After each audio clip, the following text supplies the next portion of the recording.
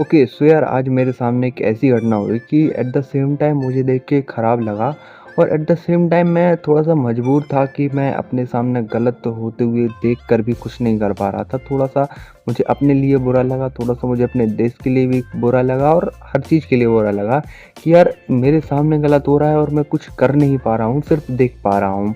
Exactly क्या हुआ वो मैं थोड़ा आगे बताऊँगा, लेकिन उससे पहले एक चीज़ और मैं बताना चाहूँगा कि ये एक ऐसा इशू है कि जब मैं बताऊँगा तो शायद आप भी इससे एग्री करो या डिसएग्री कर सकते हो। और कई लोग को स्टार्टिंग में ये प्रॉब्लम एक कोई इशू लगे ही ना, ये चीज़ को कई लोग समझ भी ना पाएँ कि ये एक्चुअल में इशू है, क्योंकि ये हमारे यहाँ पे इतनी कॉमन है। गलत है ये चीज़, लेकिन इतनी कॉमन है कि हमने इसको पता नहीं क्यों सही समझ लिया है। हमने अपने दिमाग में कभी इस चीज़ को हम नोटिस ही नहीं करते कि ये गलत हो रहा है, ऐसा नहीं होना चाहिए। यही मेरे साथ हुआ। जब आज एक हो रही थी घटना, तो मेरे साथ मेरे रूममेट्स भी थे, उनने इस चीज़ को नोटिस नहीं किया कि ये गलत हो रहा है या सही हो रहा है, बस एज़ ए एंटरटेनमेंट देख रहे थे हम लोग उसको। बट मैंने उसको देखा और मैं पता नहीं कैसे सोचा कि ये गलत है यार। फिर इसके बाद मैंने जैसे ही उनको बताया, देन वो भी एग्री किए कि हाँ यार भाई तू सही बोल रहा है, ऐसा नहीं होना चाहिए। तो एग्ज़ैक्टली क्या हुआ, एग्ज़ैक्टली ये हुआ कि मैं अभी दूसरे सिटी में रहता हूँ, क्योंकि यहाँ से मेरा ग्रेजुएशन हो रहा है और मैं यहीं पे रहता हूँ। मेरे आस-पास गाँव में और जो मेरे आस-पास छोटी सी सिटी है, वहाँ पे कॉलेज नहीं हुई अच्छा सा। तो एग्ज़ैक्टली क्या हुआ कि मैं जहाँ पे रहता हूँ रूम वगैरह लेके, तो यहीं पे बाजू में एक अंकल हैं, पुलिस में हैं वो। तो वो एक्चुअली अपने किसी पड़ोसी से, सामने जिनका घर है उनसे पता नहीं क्या मैटर हुआ था, लेकिन बदतमीज़ी कर रहे थे और वो एक्चुअल में ड्रिंक भी किए हुए थे थोड़ा-सा। तो मतलब ठीक से खड़े ही नहीं हो पा रहे थे, लड़खड़ा रहे थे। अब जैसे ही वो बदतमीज़ी कर रहे थे, तेज़ आवाज़ में बोल रहे थे, तो आस-पास के सारे मोहल्ले वाले देख रहे थे और हम लोग भी ऐसे ही मतलब बालकनी में खड़े होके देख रहे थे। तो वहाँ पे मैंने एक चीज़ नोटिस किया कि यार ये एक ऐसी पोस्ट पे हैं जहाँ पे गवर्नमेंट मेरी उम्र के जितने स्टूडेंट की अच्छे से लेने में लगी हुई है। यानी कि एक साइड तुम देखो, उसी एक सीट के लिए, उसी एक स्पॉट के लिए हम जैसे नौजवानों से, हम जैसे न्यू टैलेंट से कितनी मेहनत कराते हैं ये लोग। मतलब एक्चुअल में जो करानी चाहिए, मैं ये नहीं बोल रहा कि वो गलत है, करानी चाहिए। उस एक स्पॉट के लिए कितनी मेहनत कराते, 24 मिनट में 6 किलोमीटर, हाँ शायद यही था, या फिर फीमेल के लिए 1.6 किलोमीटर इन 8.5 मिनट। नॉर्मली मैंने ये इंटरनेट से देखा, तब मैं बता रहा हूँ। ये फिजिकल टेस्ट कराती है और इसको फिजिकल टेस्ट कराने के बाद इतना टफ पेपर, इतना टफ कॉन्फिडेंस, इतना सब कराने के बाद वो एक स्पॉट किसी एक न्यू टैलेंट को मिल पाता है या फिर एक नए युवक को मिल पाता है। उसी जगह पे, उसी स्पॉट पे एक ऐसा बंदा है जो गाली गलौज कर रहा है ड्रिंक्स करके। भाई मैं क्या बताऊँ, इन लोग की रिस्पॉन्सिबिलिटी है देश की सेवा करना। भाई ये खुद की इनकी सेवा नहीं हो पा रही, ये देश की सेवा करेंगे। और भाई साहब और सब तो ठीक है, वहीं पे उन्होंने अपनी कार लगा के कार घुसेड़ दी बीच में। अब कार घुसेड़ने के बाद क्या हुआ, एक्चुअल में जो घर बने हुए हैं उनके बीच में से छोटी सी गली है, तो वहीं पे उन्होंने अपने लाके अपनी कार घुसेड़ दी। अब कार घुसेड़ी यहाँ तक ठीक था, अब उसका कम से कम 15-20 मिनट से सायरन बजे जा रहा है, जो पुलिस का यूजुअली सायरन रहता है।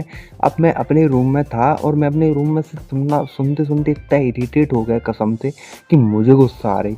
अब एक्चुअल में मुझे गुस्सा आ रही, लेकिन मैं कुछ कर नहीं सकता। क्यों कुछ नहीं कर सकता? क्योंकि मैं यहाँ का परमानेंट रेज़िडेंसी नहीं हूँ, यानी कि मैं कुछ नहीं कर सकता। अगर मैं कुछ करने भी जाऊँ तो मेबी कोई भी रोक-टोक कर सकता है। और जैसे इनके हाल-चाल हैं, मतलब जैसा इनके बिहेवियर है इन लोगों का, यार उनसे तो मुँह लगने लायक ही नहीं है।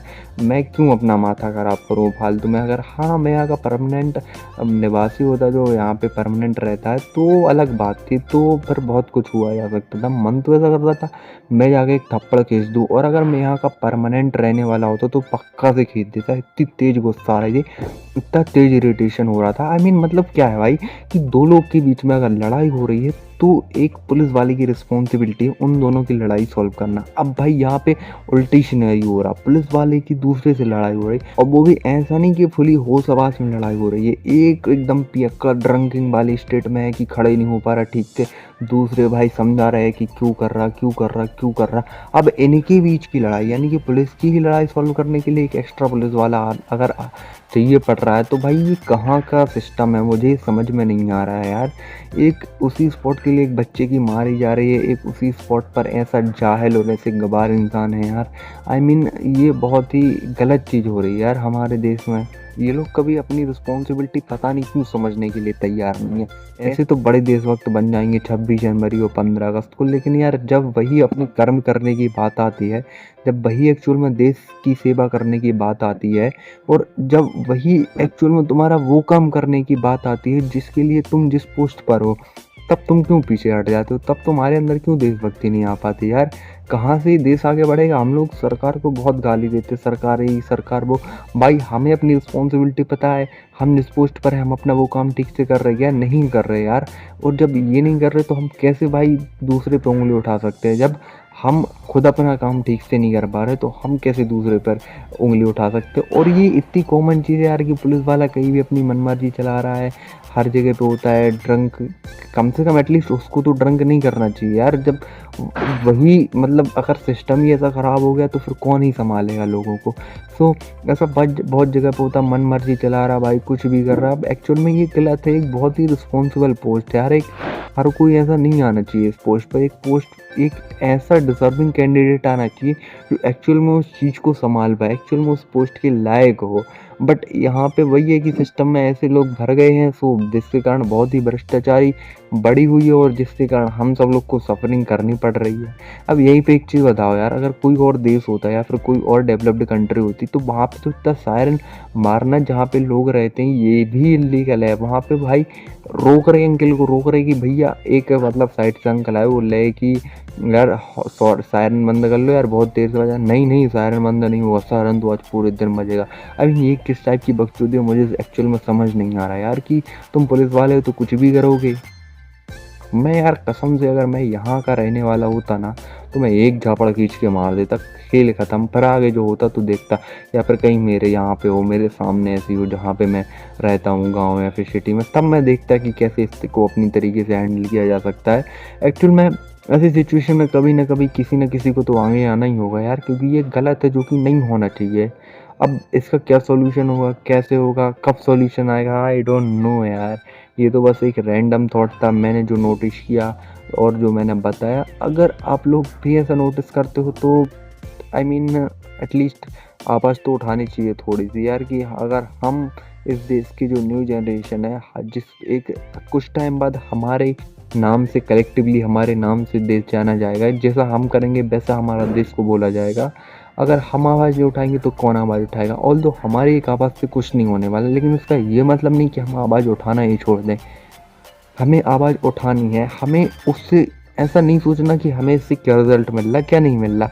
But as a responsible person हमें आवाज़ उठानी चाहिए, बजाय इसको ध्यान में रखें कि इससे क्या रिजल्ट मिल रहा और क्या नहीं मिल रहा। वो हमारे लिए कभी मैटर नहीं करना चाहिए। तो यार इस वाली वीडियो में मैंने अपने ऐसे ही रॉ थॉट्स रखने की कोशिश की। अगर आपको वीडियो अच्छी लगी हो तो लाइक कीजिएगा, और अगर आपने कभी ऐसा कुछ देखा हो, सुना हो, या आपको भी ऐसा कुछ गलत लगा हो तो कमेंट में अपनी स्टोरी ज़रूर बताइएगा। और आप बताइएगा कि किस हद तक आप इस सिचुएशन से या फिर ये जो हुआ इंसिडेंट इससे आप मेरे साथ एग्री करते हो, वो भी कमेंट में बताइएगा। और ऐसी वीडियो के लिए चैनल को सब्सक्राइब कीजिएगा। Till then stay focus, stay consistent, bye, see you soon.